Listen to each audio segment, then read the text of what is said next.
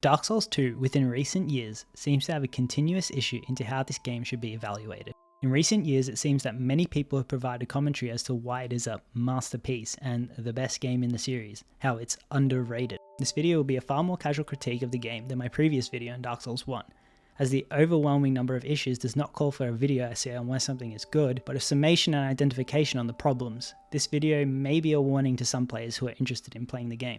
Dark Souls 2 is in my and many of those who have played multiple Soulsborne games as the weakest or worst in the series. To me, it is analogous to the author writing a weaker book, a popular musician whose recent album did not hit, or the painter who produced the lacking artwork.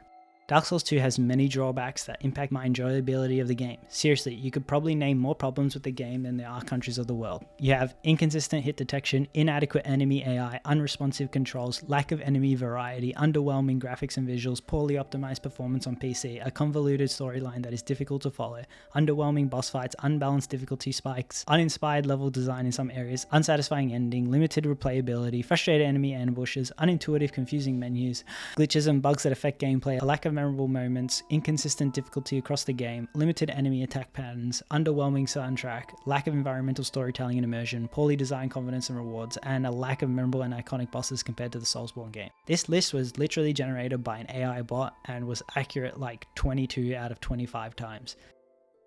So here are my gripes with the game. The graphics look uglier than DS1 and the menu is trash. I don't know how, but to me the menu did not improve from DS1. It's still hard to navigate, and on top of this, I think that the general look of the game is worse and the HUD is uglier. I know this is a superficial critique, but I think that these are basic improvements many would expect with the second game in the series. The lore is confusing and it's not present for a majority of the game. In Dark Souls 1, from the opening cutscene, you got it. You understood what you need to do and who the main enemies are. In Dark Souls 2, you get this weird cutscene that's like, hey, you're going over to this random world. And then you got what? Some bug in an eye of a dude, a giant spider, a flesh heap abomination. Who, what, why, how are these characters in my game? Another thing, enemy boss AI was very weird. If you strafe slowly around most bosses, they track you, but most can never really hit you. Another thing, not starting off with Estus Flower. This is just why. It provides a negative impact to the game and drastically increases the difficulty. It also feels very annoying as you slowly get 1, 2, 3, 4, 5 flasks, and so on. And the areas become longer and longer while you used to have a low amount of flasks. On top of that, when it comes to health, permanently losing health every time you die unless you burn an effigy like humanity from the first game, I don't even know why this is added into the game. The design ethos I think in Dark Souls is around the enemy and environmental difficulty, not the difficulty imposed on the player by the core game mechanics. By punishing the player for each death more than just losing souls, which are required to upgrade weapons and level up, you also have a chance to die and lose this resource because your health can be effectively halved. Additionally, where before something would almost one-shot you, now it's definitely going to one-shot you. And another thing, statues blocking your path to progress to areas requiring a fragment branch of yore which are found throughout the world felt like the world was trying to impede my progress at every turn. This coupled with the Pharaoh's lockstones really felt like you were missing areas because you didn't always have these items on you to unlock them. Similar to my critiques of DS1, why are there hidden bonfires? For example, the hidden bonfire before the Rotten, or that one before the Old Iron King that was up a ladder that I missed. And here's another thing, terrible, absolutely terrible runbacks to bosses. So I completed all bosses in this game. So for example, Blue Smelter Demon and Sir alone have really bad runbacks that are way more difficult than the actual boss. This also goes for Executioner's Chariot. Executioner's Chariot just reminded me of something. When you attempt to traverse the white mist to a boss area, you can get hit, stopping you from entering a boss room. I died more times on the way to Executioner's Chariot than the boss itself, same as Blue Smelter Demon. I had no enemies on the way to Sir Alone, Chariot, Luddenzalan, and the King's Pets. Ooh, that triggered another memory in me. The Frigid Outskirts is the worst designed Dark Souls area I've ever experienced. Not only do you have an impacted vision through blizzards constantly berating you, but also the unicorn ponies that are doing an insane amount of damage. There was no ponies when I killed Luddenzalan. I died to the ponies more times than the bosses. For me, when a runback is too difficult or long, it throws off my focus on how to kill a boss, greatly increasing my attempt numbers because I have to do a 10-minute runback to each gate. In my personal experience, I don't play Dark Souls to have an incredibly difficult runback to a boss. I play for the bosses. In a slightly positive note, Dark Souls 2 had a perma-death of enemies if you killed them enough, which I eventually hit in some areas. I think this is some of the worst game design ever. This is because it implicitly implies that when you're designing the game, areas were made to be difficult that you would die 10 plus times to permanently remove mobs in your way. For the most part, you only achieve this permanent death of enemies on the long runbacks to bosses. It's time consuming and artificially increases the time taken to play the game. This comes down to design, philosophy, and intention.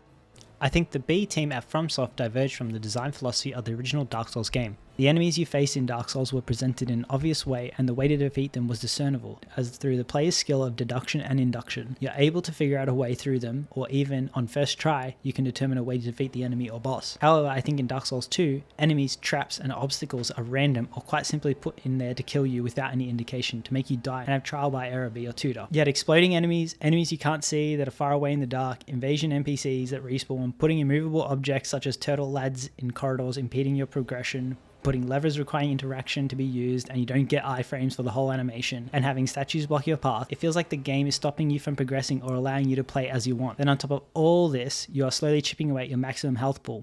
Final boss of the game, once again similar to the original Dark Souls game, were a pushover. Cassandra and Aldia were a joke. I thought they would have made the final few bosses difficult. No, having multi-boss fights is not difficult, it's annoying. Throne Guardians are meh. And when it comes to handling difficulty in the game, I think popular streamer and YouTuber Asmongold concisely described how difficulty was handled in Dark Souls 2. Just add more mobs. Oh, we can't think of a difficult boss? Here, fight 2 or 3 enemies at once, such as the Ruined Sentinels and Belfry Gargoyles. Oh, we can't think of a difficult enemy to put in front of you? Here is a gang squad of 5 of the same mob. And another thing, hitboxes or grab animations are abysmal and is another taxing aspect of the game, as your rolls do not reflect the iframe or visual movement that is shown to you, but rather you somehow teleport a few feet to be put in the animation of a grab. And here's another thing, core game mechanics do not have enough explanation. Adaptability as an attribute meant nothing to me until about 3 hours into the game, when my friends were like, this is one of the most important stats, to which I replied, no it doesn't do much. So I went and did my research, and it gives you additional invincibility frames. You can double your invincibility timing very easily. So what did I like about Dark Souls 2?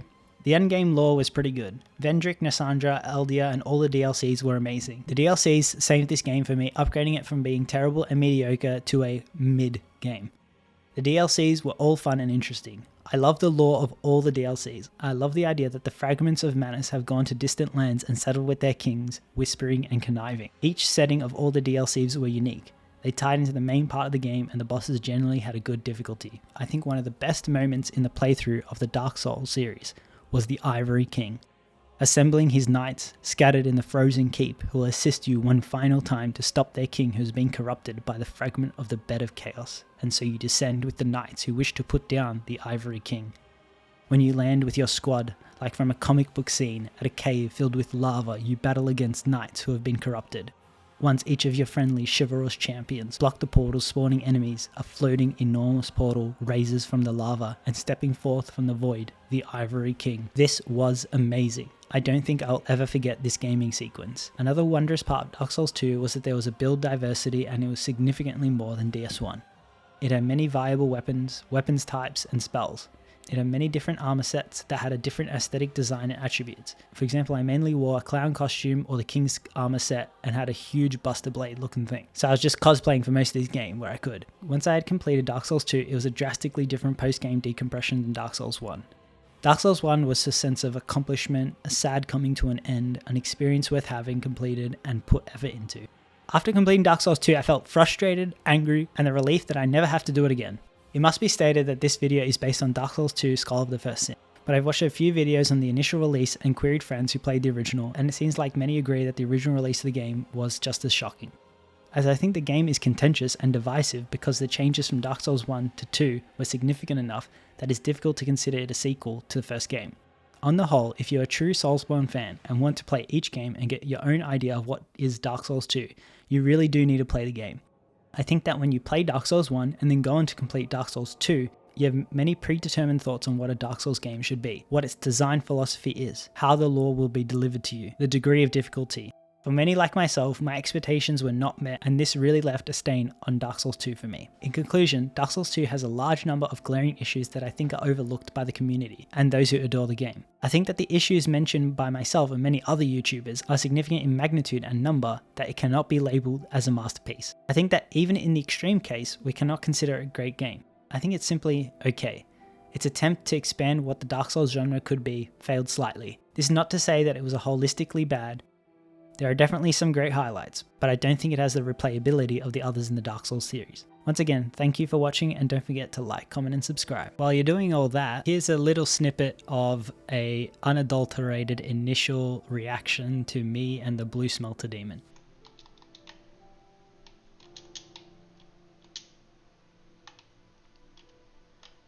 Bruh. This is the most f***ing area ever.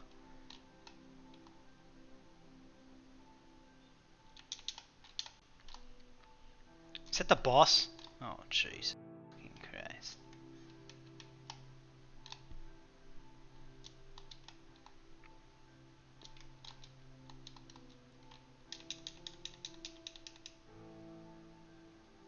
Smelter demon. Oh god. Blue smelter demon. Oh fuck. That sounds bad.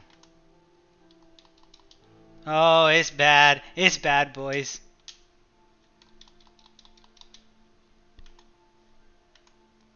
Die.